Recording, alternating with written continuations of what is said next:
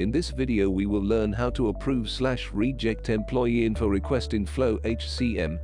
First of all, we will log in into FlowHCM portal. Here is the dashboard. Click on the employee module on top navigation bar. So here you can see employee approval form. Here you can see all the filters for selection criteria of approvals.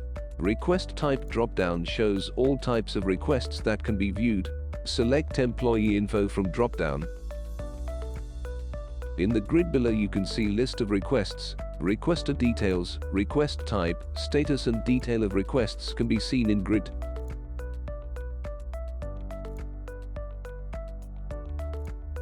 You can either approve or reject any request and enter comments.